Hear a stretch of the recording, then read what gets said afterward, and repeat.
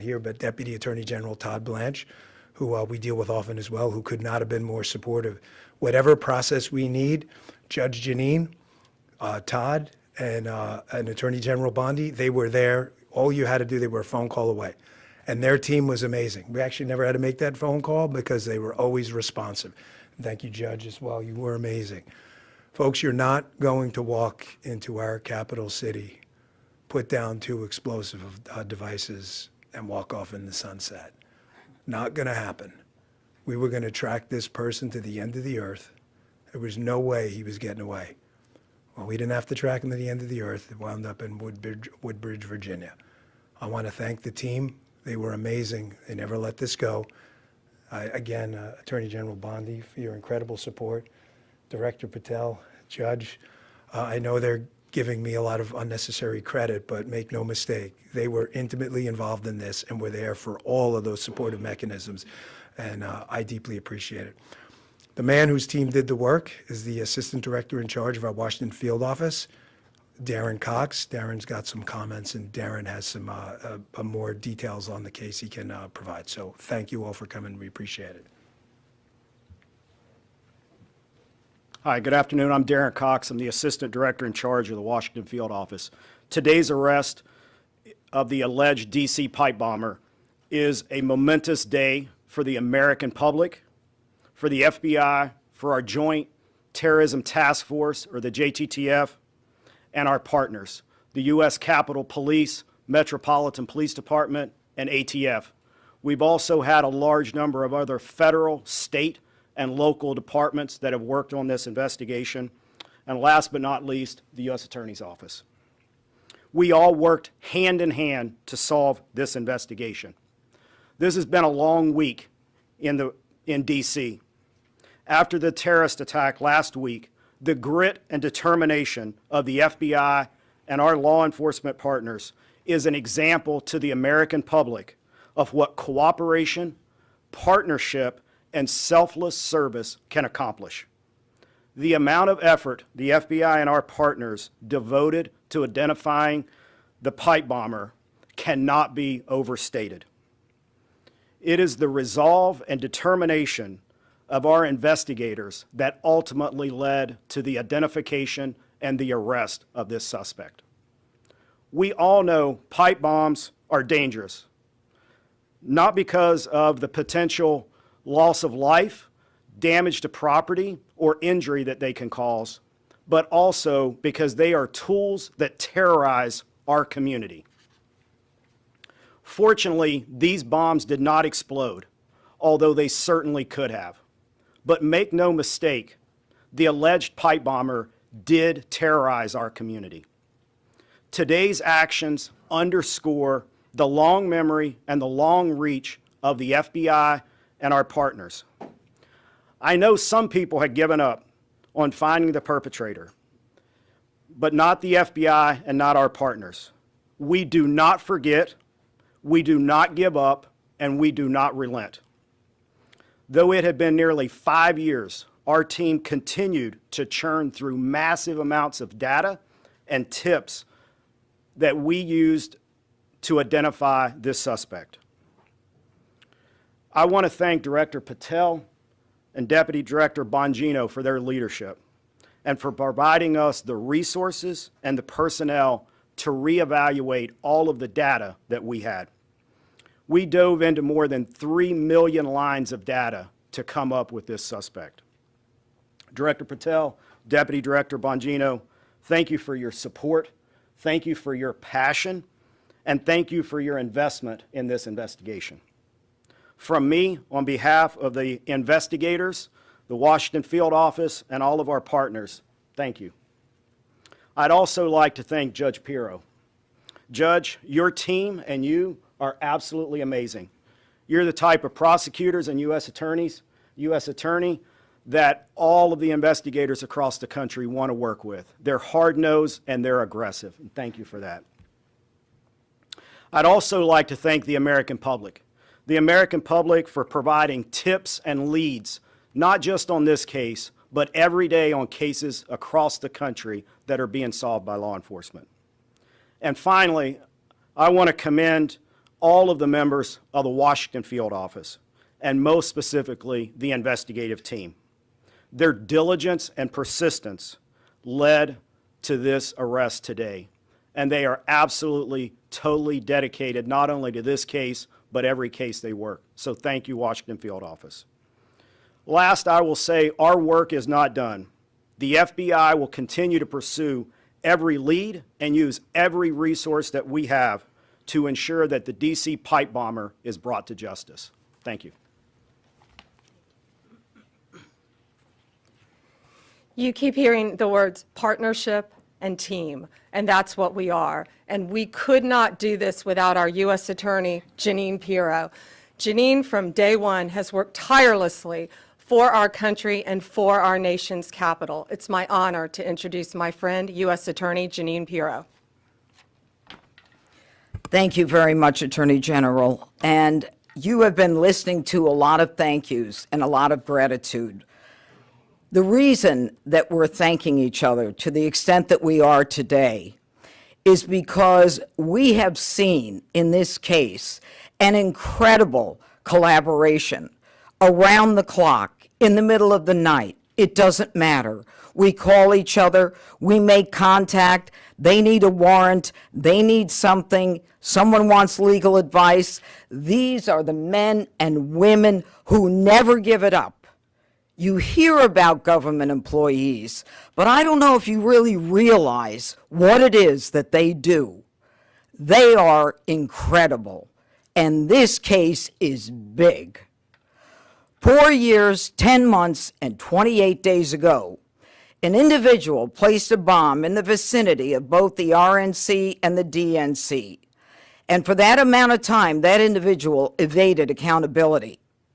Today, as a result of the cumulative efforts of the men and women in the FBI and the police department and the Department of Justice, we are finally able to make an arrest of an individual by the name of Brian Cole.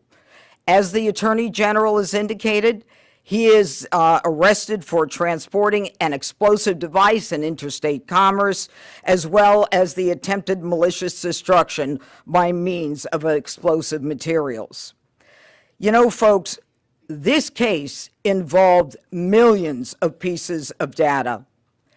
And it is a huge win because it was like finding a needle in a haystack.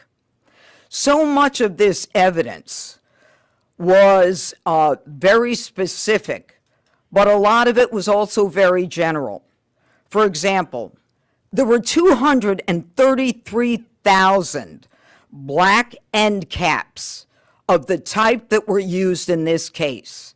I want you to think about the fact that the FBI had to go through the sale of every one of them to try to find commonality with an individual, along with the purchase of the pipe itself, the cap ends, the wires, the steel, and the 9-volt batteries. Every one of those had to be mined and remined to the point where we were able to then connect.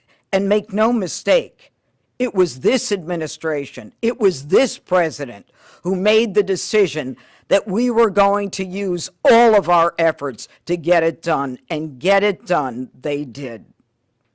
Finally, let me say this.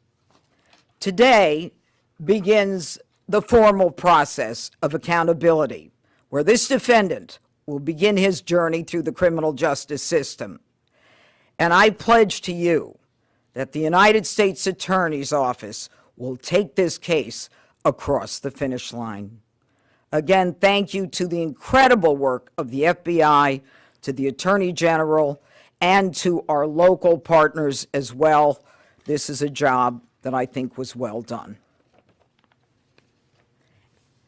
Thank you. President Trump's directive to all of us was to not only make America safe again, but D.C., and to make it safe and beautiful. We could not have done that without our partnership with Mayor Bowser and Chief Smith. It is my honor to introduce Metropolitan Police Department Chief Smith. Good afternoon, and thank you, everyone. I am Chief Pamela Smith, Chief of Police of the Metropolitan Police Department. Thank you, Attorney General Bondi, U.S. Attorney Jeanine Pirro, and FBI Director Patel for having me here today. For nearly 5 years, the agencies standing here today have worked together under the leadership of the FBI to locate our suspect who is responsible for the 2 pipe bombs that were placed around our city. MPD members assigned to the FBI's Joint Terrorism Task Force have supported this case from the beginning. That supports include looking, reviewing, and going through countless, probably thousands of hours of CCTV footage from around the DNC and RNC headquarters, and they followed up on hundreds and thousands of leads from members of our communities. What I will say today is that Washingtonians can rest easier today knowing that the suspect responsible for this act is now in custody. This morning's arrest is yet another reminder that committing any act with the intention of harming the residents and visitors of the District of Columbia will result in your arrest. The men and women of the Metropolitan Police Department, the FBI, the ATF, the U.S. Capitol Police, and certainly the prosecutors at our U.S. Attorney's Office will go to the furthest length. I heard somebody say to the end of the earth, but thank God we didn't have to go to the end of the earth today, that we were able to bring this subject into custody. I want to commend the men and women of the FBI and the members of the Metropolitan Police Department and all of the agencies who are standing behind me today on a job well done. I will turn it over now to Attorney General Bondi. We're going to take some questions. Just remember, as I said in the beginning, this is ongoing. It's very active. The search warrants are still being executed. Many charges potentially to come. So just keep that in mind when asking your questions. Jake, Fox News. So you said it had been nearly 5 years, we all know that, and that you said there have been no new evidence. So can you say anything about the evidence that actually did lead to this arrest? And then secondarily, you're talking about additional charges possibly. Can you say what those you might be considering, or terrorism charges, or what? We can't discuss new charges, of course, yet, ongoing. But what I will say is this is why this was so incredibly important, more than any other case, is this is in our nation's capital where this happened. And now, thanks to the FBI, we know that this defendant was living just miles away from here in Virginia. So as to the evidence in the case, I'm going to let Director Patel take that, but it's still very active and very ongoing. Thank you, General. And as I stated earlier, and as the General has already reiterated, our job is to provide full accountability in the court of law with Judge Pirro's team. And in order to do that, we have to preserve the chain of custody and evidentiary value. What I will say generally is that when you go through 3 million lines of information, y'all can think about the amount of cell phone data that has to be ingested and triangulated and dumped and received. You also have to think of just sheer human ingenuity. We brought in a team of experts who are the best at what they do in their specific fields to reevaluate that evidence, to dive back in, and to not come back with a no for an answer until they had found the suspect. And when you develop evidence, you get a search warrant. And when you get a search warrant, you get an address. And when you get an address, you hit the house. And that's what we did. Sadie, Wall Street Journal. Hi there. So what can you tell us about this person's motivations and whether they were driven by politics or for any other reason why? Right now, it's ongoing. Again, we just executed the search warrant early this morning. It's ongoing. But America's safer, DC's safer because he's in custody. Mary Margaret, Daily Wire. Thank you so much. So any theory on why Kamala Harris has never mentioned coming within 20 feet of being assassinated, and any news on why her Secret Service team took so long to find this bomb at the DNC? No, but what I will tell you is that evidence has been sitting there collecting dust. This wasn't a new tip. It wasn't some new evidence. It was the hard work of President Trump's administration, Deputy Director Bongino and Director Patel. I watched them from day one come in here and say, we are going to solve this crime. And they did, working hand in hand with U.S. Attorney Pirro and all of our great attorneys. Pierre, ABC. General Bondi, Director Patel, or Deputy Director Bongino, can you describe, was there a particular moment where the evidence is coming in and it's starting to look like progress is being made? What was the moment that you knew that you were on the road to solving the case? Dan, you want to take that? Sure. I was smiling at you because I certainly remember the moment. Darren remembers it too. He said, "Are you sitting down?" He called me on the phone. I said, "Oh boy, why? Is this bad news?"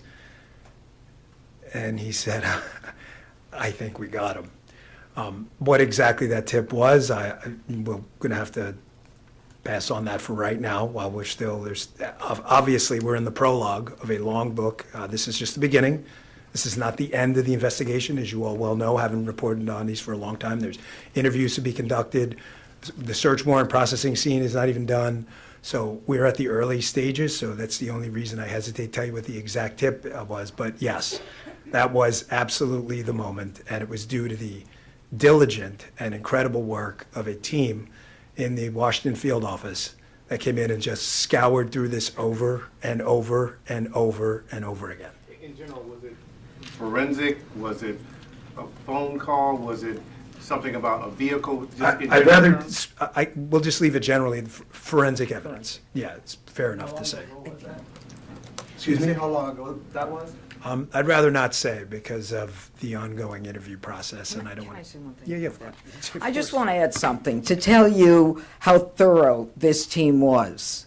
That moment that was kind of like the aha moment, that wasn't the end. This team continued to work and work and work to get every bit of evidence that we could get. We didn't stop at that moment, and that's a testament to the fact that the team wanted every possible piece of evidence that they could gather. One more? What's your motion? One more, Kelly O'Donnell, NBC. Thank you so much. Have you recovered the notable sneakers? Have you done surveillance of this suspect from that aha moment to when you exercised the search warrants today? And obviously, this happened on January 5th into January 6th. How should the public look at this case, separate from all of the cases related to what transpired on January 6th and the president's subsequent pardons? I'm going to let Director Patel take the evidence part. We have to be careful, again. You've asked very good investigative questions, but this is ongoing, very active. But America should feel safer today. We say a pipe bomb. These are bombs. These were live, active bombs that were placed in Washington, D.C. Director. Thank you. This shows you how much detail you and the American public have paid attention to this case. Of course, we analyzed everything that you're seeing on this poster board and information that you will see through the formal charging process and court process. But we want to let that evidence speak for itself because, again, we do not want to disrupt the accountability that we owe the American public. Yes, you heard about the cell phone tower data. Yes, you heard about, of course, we surveil individuals who we think we're going to blow up American citizens. But how and when we do it and why we do it is not something we're ever going to reveal unless the Department of Justice deems it fit at trial. So we appreciate your attention to detail and your hardcore investigative work, but you can just imagine some of those same skills were being utilized by this FBI, this Department of Justice, our partners, the ATF, and everybody across the board. And this is an interagency win for the American people. Was this suspect on your radar before? Thank you guys very much. Thank you all. And one more thing, this is the best birthday present I think Deputy Director Bongino could ask for today. How is it different? Happy holidays, Merry Christmas. Thank you. How is it different, ma'am, than the other cases?